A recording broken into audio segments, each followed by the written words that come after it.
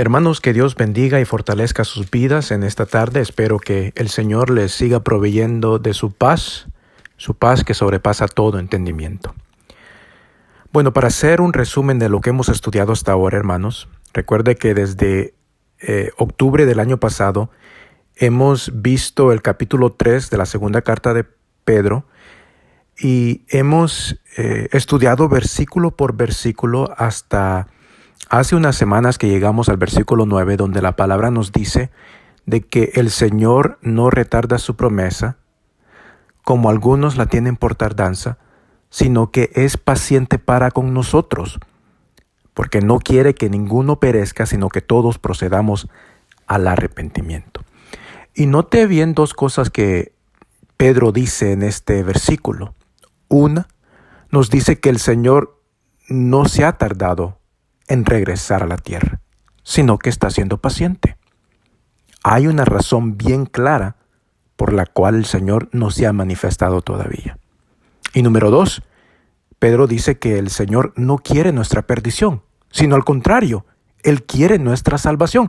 Y por eso es que invita, exhorta, manda al hombre a que proceda al arrepentimiento. Y en las dos cosas, Pedro nos dice que algo no es cierto y algo sí es cierto. Nos dice que no es cierto de que Dios se ha tardado o de que Dios ha retrasado su promesa, pero sí es cierto de que Él está siendo paciente. La razón por la cual Él no ha regresado es porque está siendo paciente. Nuestro Dios es un Dios de paciencia y su paciencia es para nuestra salvación. Pedro nos dice de que no es cierto de que Dios quiere nuestra perdición o que nosotros perezcamos, pero sí es cierto que Dios quiere nuestra salvación. Y por eso es necesario que nosotros procedamos al arrepentimiento. Bueno, en vez de pasar al siguiente versículo, que sería el versículo 10, me pareció bien a mí profundizar más en la doctrina del arrepentimiento. Y hasta ahora hemos aprendido de que el arrepentimiento es un cambio de mente, un cambio en nuestra forma de pensar, que se debe de reflejar en nuestra manera de vivir. Hemos aprendido que este cambio de mente lo regala Dios. Vimos en Hechos 5 y Hechos 11, donde se nos dice que Dios dio, por gracia, el arrepentimiento a los judíos y a los gentiles para salvación y vida eterna.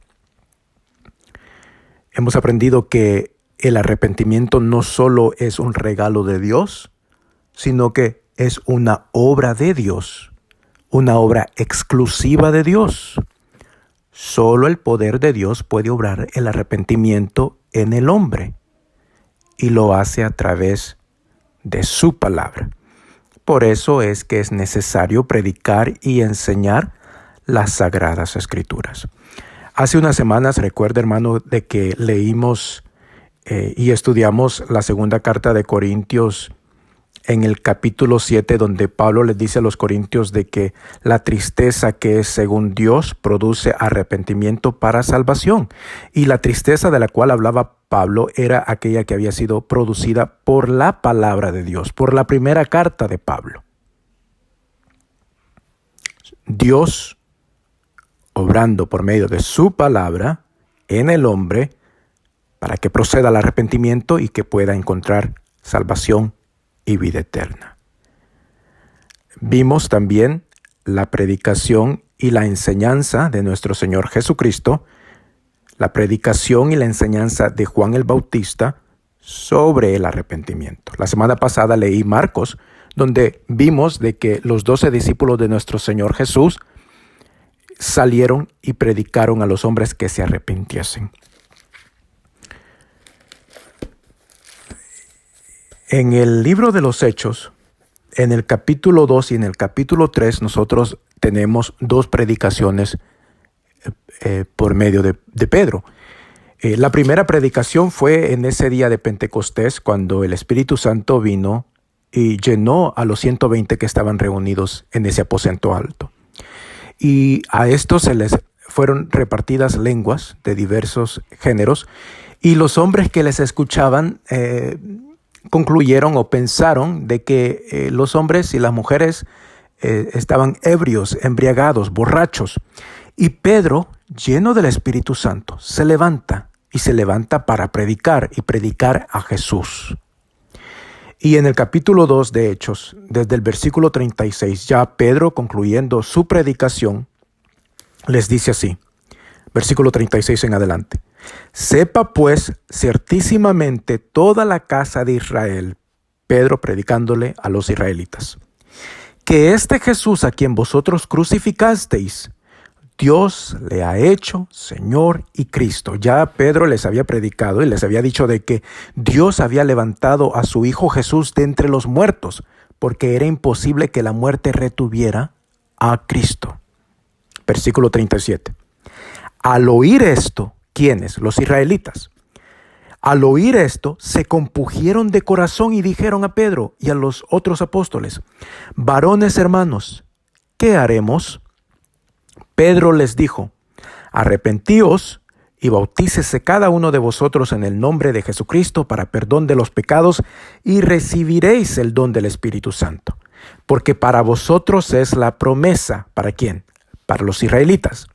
Y para vuestros hijos, para sus descendientes, y para todos los que están lejos. O sea, no solo para los israelitas, sino para todos los demás. Hablando y refiriéndose a los gentiles. Para todos los que están lejos. Y ahí concluye y abarca todas las tribus, las naciones, lenguas y pueblos. Pedro, al final del versículo 39, diciendo: para cuantos el Señor nuestro Dios llamare.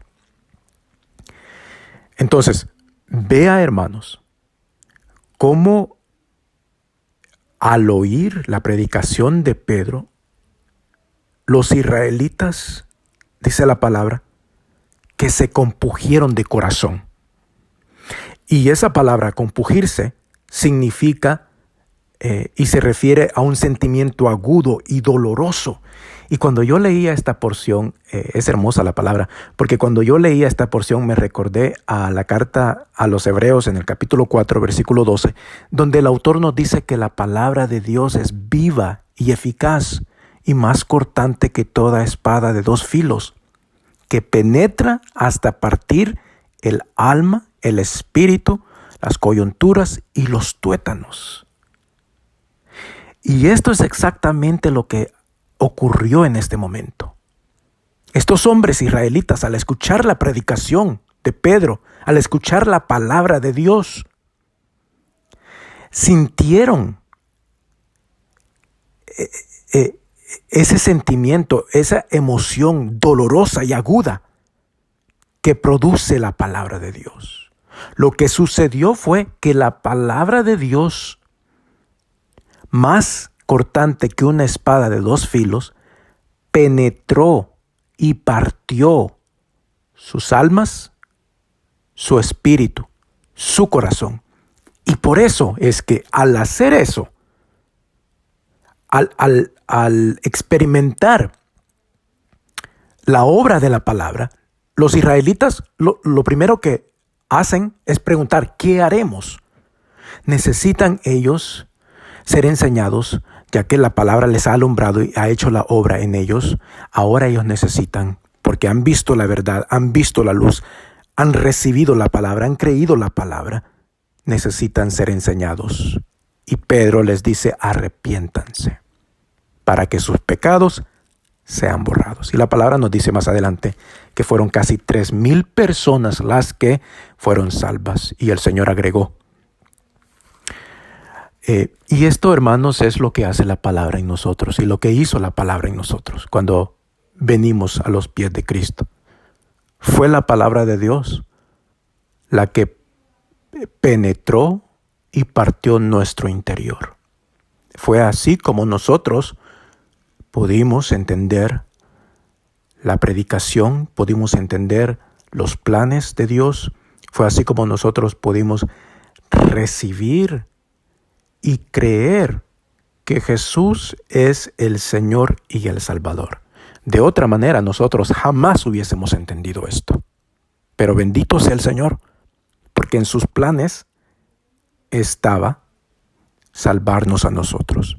Y lo hizo por medio de su palabra. Al escuchar la palabra de Dios, nosotros también nos compujimos de corazón. La palabra misma penetró y partió nuestra alma, nuestro espíritu, nuestras coyunturas y tuétanos. En el capítulo 3 del mismo libro de Hechos, ¿se acuerdan, hermanos, de que Pedro y Juan fueron hacia el templo y allí se encontraron con un hombre cojo y lo sanaron? Y los israelitas se juntaron, lo fueron a buscar a Pedro y a Juan porque querían ofrecerles tributos, querían glorificarlos. Y Pedro, como buen siervo de Dios, rechazó toda gloria que le querían ofrecer los israelitas y atribuyó toda la gloria y toda la honra a Jesucristo nuestro Señor. Y predicó a Jesús. Y en esa predicación, en el capítulo 3, versículo 19, Pedro les dice: así que arrepentíos y convertíos para que sean borrados vuestros pecados, para que vengan de la presencia del Señor tiempos de refrigerio, y Él envía a Jesucristo, que os fue antes anunciado. Es bien interesante, bien hermoso de que Pedro empezó su ministerio después de que vino el Espíritu Santo sobre él, predicando el arrepentimiento. Y al final de sus días en esta tierra, continuó enseñando y predicando el arrepentimiento. La segunda carta de Pedro, donde nos dice de que el Señor no retarda su promesa, sino que está siendo paciente para con nosotros, no queriendo que ninguno se pierda y ninguno perezca, sino que todos procedamos al arrepentimiento. En esa misma carta, en el capítulo 1, Pedro escribe así, versículo 13, pues tengo por justo, en tanto que estoy en este cuerpo, el despertaros con amonestación. Versículo 14. Sabiendo que en breve debo abandonar el cuerpo, como nuestro Señor Jesucristo me ha declarado. Entonces, en esta carta, Pedro nos indica de que ya su muerte estaba cercana. Ya estaba a punto de morir y de ser sacrificado Pedro. Pero vemos, hermanos, de que desde el principio hasta el fin de su ministerio, Pedro predicó y enseñó el arrepentimiento. De igual manera, Pablo también, en el libro de los Hechos, en el capítulo 17, en uno de sus viajes misioneros a los atenienses, Pablo les dice en el capítulo 17 de Hechos, versículo 30 y 31, Pablo les dice así: pero Dios, habiendo pasado por alto los tiempos de esta ignorancia, ahora manda a todos los hombres en todo lugar que se arrepientan, por cuanto ha establecido un día en el cual juzgará al mundo con justicia por aquel varón a quien designó, dando fe a todos con haberle levantado de los muertos. Y en su segunda carta a Timoteo, Pablo continuó predicando y enseñando el arrepentimiento. Segunda carta a Timoteo, capítulo 2, versículo 24 al 26, dice Pablo así: porque el siervo del Señor no debe de ser contencioso, sino amable para con todos, apto para enseñar, sufrido, que con mansedumbre corrija a los que se oponen, por si quizá Dios les conceda que se arrepientan para conocer la verdad y escapen del lazo del diablo en que están cautivos a voluntad de él. Por supuesto, es en esta carta, en el capítulo 4, un pasaje bien conocido, hermanos, donde Pablo le dice a Timoteo: porque yo ya estoy, en el versículo 6 estoy leyendo, porque yo ya estoy para ser sacrificado, y el tiempo de mi partida está cercano.